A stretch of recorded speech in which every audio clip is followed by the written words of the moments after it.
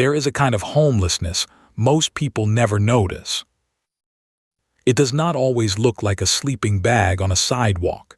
It does not always announce itself with a cardboard sign, a shopping cart, or a plea for help. Sometimes it arrives wearing a clean shirt. Sometimes it carries a camera.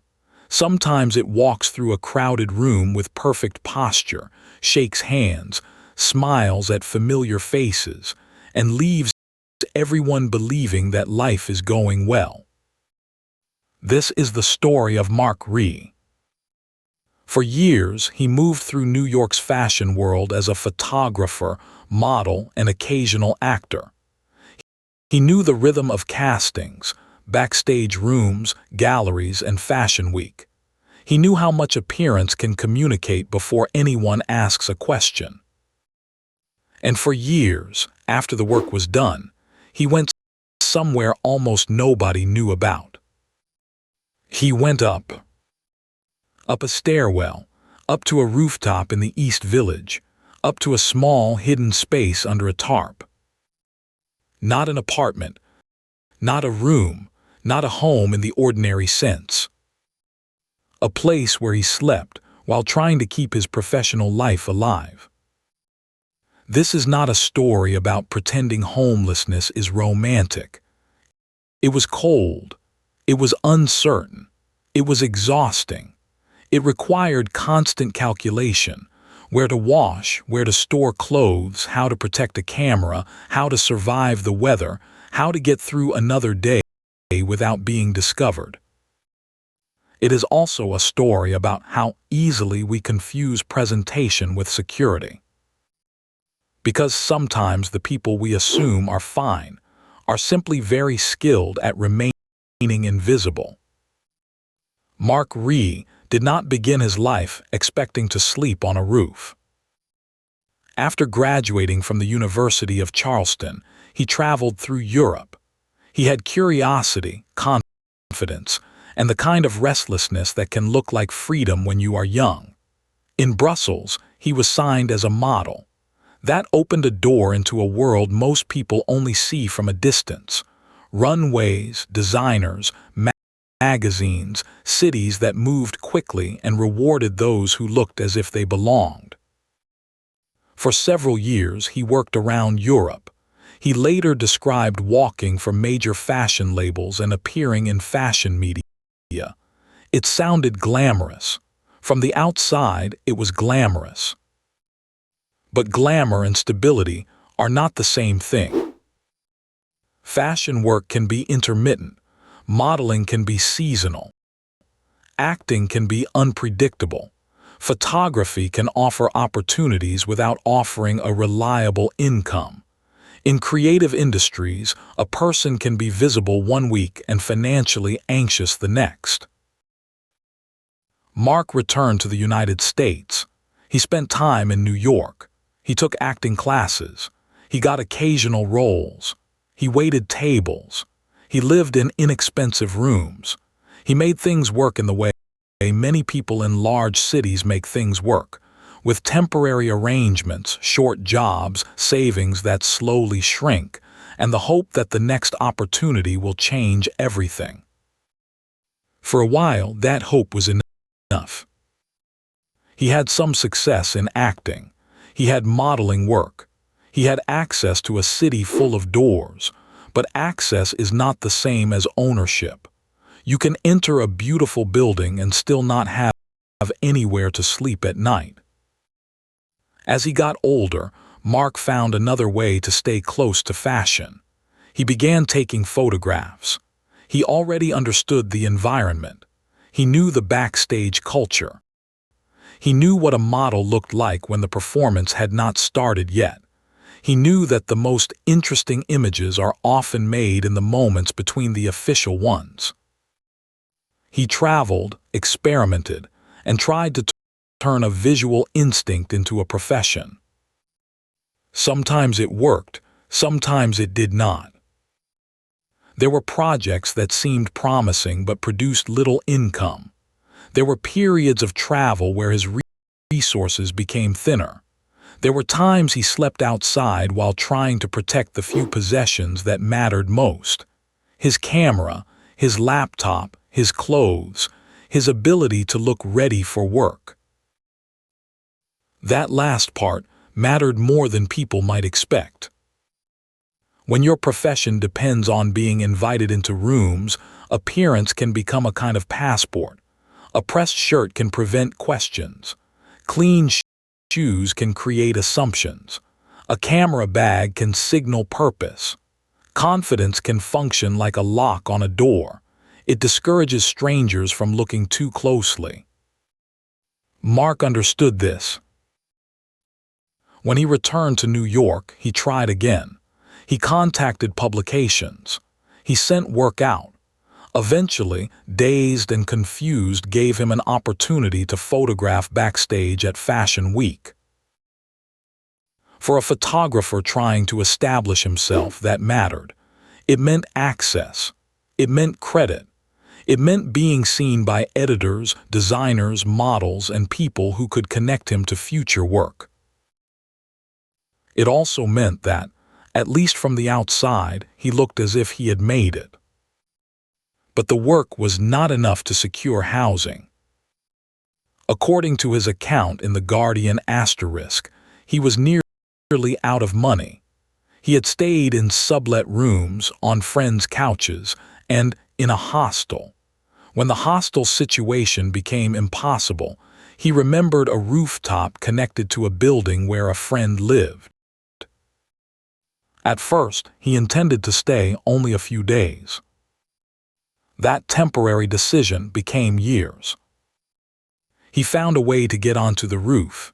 He had a small amount of clothing, a blanket, a poncho, later a tarp. The city stretched around him, lit windows stacked like thousands of separate lives. Somewhere below, people were cooking dinner, watching television, locking doors, choosing what time to wake up. Above them, Mark was trying to disappear. There is a particular cruelty in hidden homelessness. When someone is visibly in crisis, at least the world has a chance to recognize the crisis.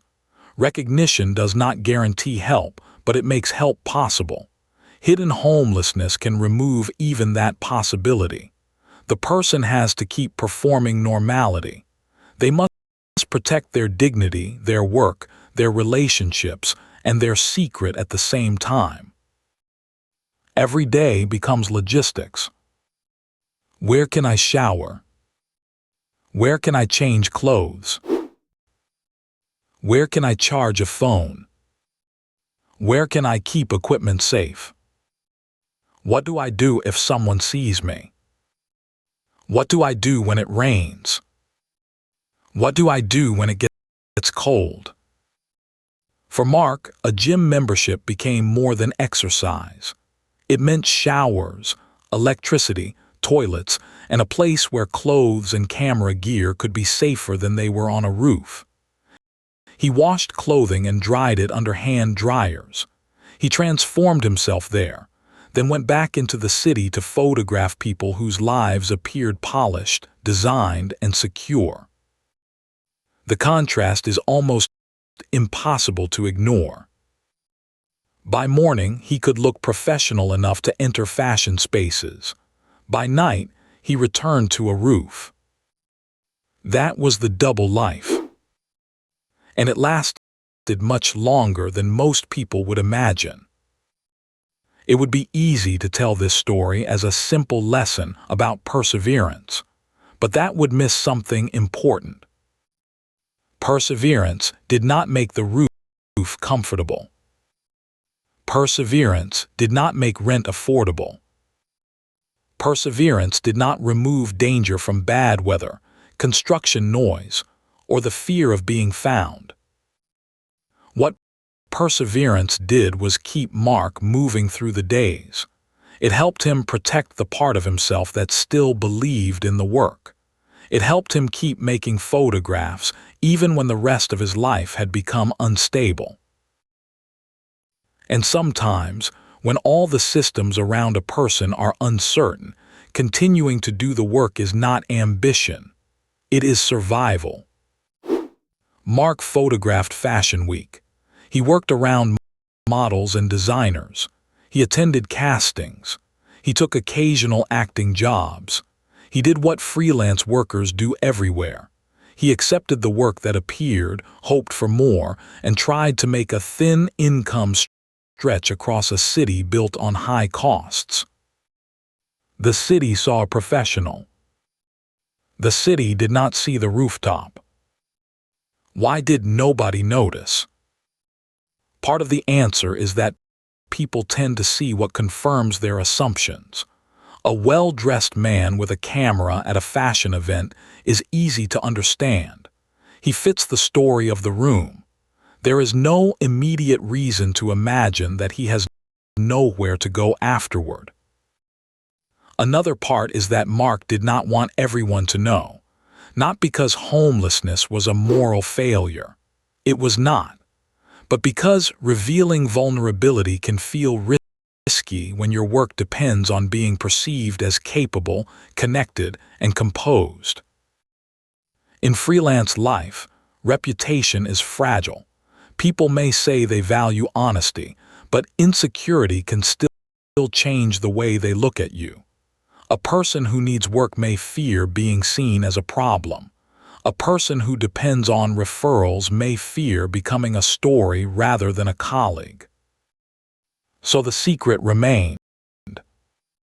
He told only a few people. The roof became part of the schedule, but never part of the public identity. There were practical dangers. Mark later described being frightened by storms, especially because of the metal around him. He described waking to construction noise and having to remove his tarp before workers noticed him. He described the cold and the layers of clothing needed to sleep outside through New York weather.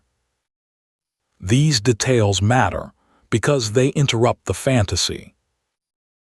The roof was not an artistic choice. It was not a minimalist lifestyle. It was not a creative retreat above the city. It was a response to not having a stable place to live. And it came with the kind of stress that never completely turns off.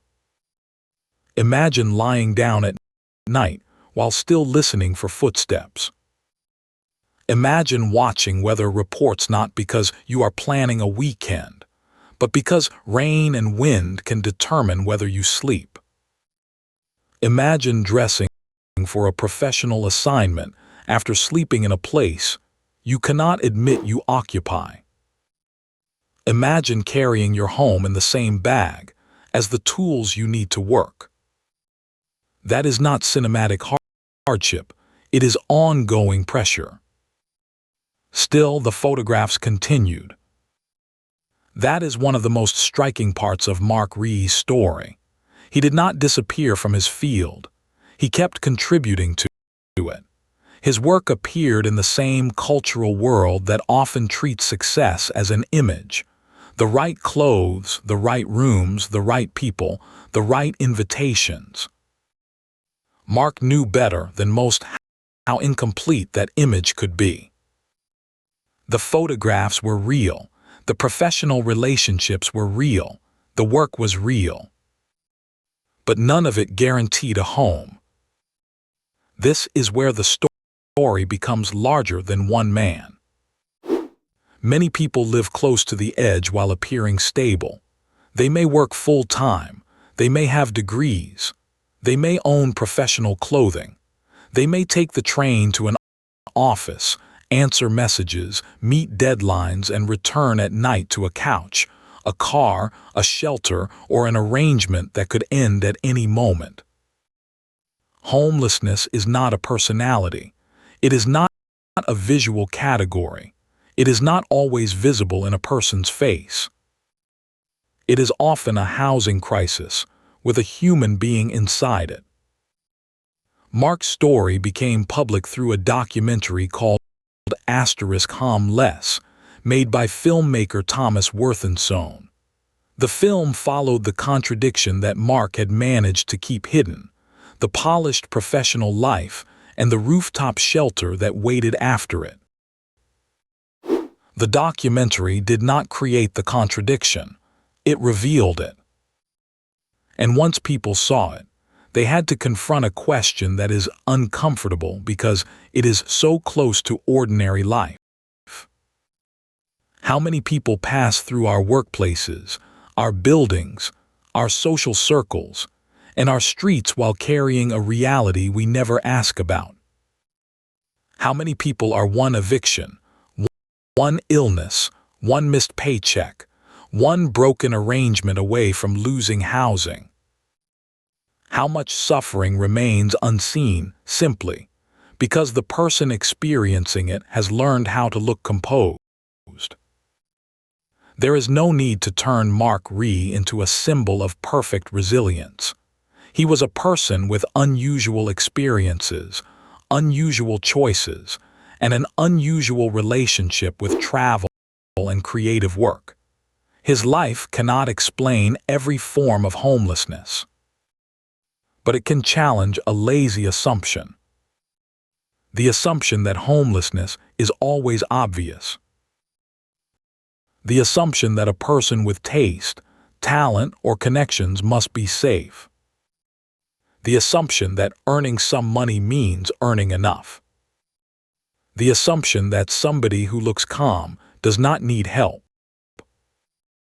In New York, rent can turn survival into arithmetic. A small income can vanish into transport, food, phone bills, equipment, clothing, and the cost of simply staying present in a professional environment. In creative work, payments can arrive late. Jobs can be brief. Exposure can be praised as if it were payment. A person can receive admiration and still not receive stability. Mark worked, that is important to say plainly. He worked as a photographer, he worked in fashion, he did acting jobs, he did what he could to keep going. But work alone did not solve the housing problem. That reality should not be controversial, it should be understood. The point of this story is not that everyone can survive a rooftop if they are determined enough. The point is the opposite. Nobody should have to become invisible in order to continue working. Nobody should need a clean shirt to convince the world they are worthy of respect. Nobody should have to hide their life simply because they fear that honesty will cost them an opportunity. And yet people do. Mark eventually left the roof. His story reached an audience. The documentary made the hidden chapter visible, but visibility alone is not a universal solution. Not every person has a filmmaker. Not every person has a fashion world connection. Not every person has a story that strangers will find cinematic. Most people experiencing homelessness do not become the subject of a film.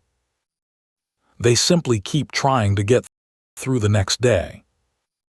That is why stories like this should be told carefully. Not to turn hardship into entertainment. Not to admire suffering from a comfortable distance. Not to suggest that pain becomes meaningful only if it produces an inspiring ending. But to make the invisible visible. To remind us that a person can be more than the hardest chapter of their life. And to remind us that stability is more fragile than it appears. Think again about the image of the rooftop. Below it, lights, dinners, apartments, parties, people coming home. Above it, a man with a camera, a tarp, a few clothes, and the determination to show up for work in the morning. The distance between those two worlds was only a few flights of stairs. That may be the most unsettling part of all. Not that Reay lived far outside the city, but that he lived inside it, above it, beside it. close enough to photograph its beauty, close enough to attend its events, close enough to be mistaken for secure, and still without a home. If this story leaves us with anything, let it be this. Do not assume that someone is safe because they look successful. Do not assume that someone is failing because they have lost housing. And do not reduce a human being to the place where they slept last night. Sometimes homelessness is not the whole story. Sometimes it is an invisible chapter. And every person deserves the chance to turn the page. There is another reason Reay's story matters. It challenges the way we talk about risk. We often imagine risk as something distant, a bad decision, a dramatic collapse, a life that has obviously gone off course. But instability can grow quietly. It can begin with freelance work that arrives late, with rent that rises faster than income, with a temporary couch becoming the only option, with one difficult week becoming a difficult month. The surface of a life can remain polished, while the foundation becomes less secure every day.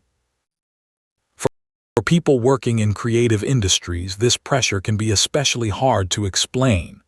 The public sees the event, the photograph, the credit, the invitation. It rarely sees the unpaid preparation, the gaps between jobs, the equipment costs, the travel, or the financial uncertainty. A person may be professionally visible and economically vulnerable at the same time. Mark's life on the rooftop makes that contradiction impossible to ignore. It also asks us to think differently about dignity. Dignity is not something a person earns by appearing successful. It is not granted by a title, an address, a wardrobe, or a bank balance. A person deserves dignity when they are employed and when they are not, when they are housed and when they are trying to find housing, when their story is easy to understand and when it is complicated. Mark kept working, but his value was never dependent on how convincingly he could perform stability. The rooftop was only one location in a much larger story. There were bathrooms where he prepared for assignments. There were stairs he climbed quietly. There were weather forecasts he watched with greater urgency than most people can imagine. There were public spaces where he had to decide how long he could remain without attracting attention. Each small decision carried the same question. How do I keep moving forward without losing the little security I still have? That question belongs to many people. It belongs to workers sleeping in cars, to students moving between couches, to parents choosing between rent and medicine, to older adults whose fixed income no longer matches housing costs, to people leaving unsafe homes, to artists, service workers, caregivers, veterans, and professionals who are one emergency away from displacement. Their circumstances are not identical, but the fear of being unseen, disbelieved, or judged is often familiar. The useful response to stories like this is not pity alone. It is attention. It is refusing the convenient stereotype. It is supporting housing, services, and policies that treat shelter as a basic human need. It is asking better questions of the systems that allow people to work and still not have a secure place to sleep. And sometimes it is the smallest act, looking at another person without deciding you already know their story. Mark Reay's photographs captured a world built around appearance. His own experience revealed the limits of appearance. The same city that could welcome him backstage could leave him outside at night. The same clothes that opened doors could conceal the absence of a key. The same professional routine that made him look safe could not make him safe. That is why this chapter is worth remembering, not because suffering is beautiful, not because hardship makes a person more interesting, but because a hidden struggle is still real when nobody applauds it. The person standing beside you may be carrying more than you can see, and a home is not a luxury ending to a success story. It is where every story should be allowed to begin. Mark Reay's story does not ask us to admire a rooftop. It asks us to notice what a rooftop can mean when a city has no room left for someone to come inside. It asks us to look beyond the clean shirt, the professional smile, and the confident walk. Security is not always visible, but neither is courage. Sometimes courage is simply showing up again tomorrow, carrying what you can, and refusing to let one hard chapter become the whole story.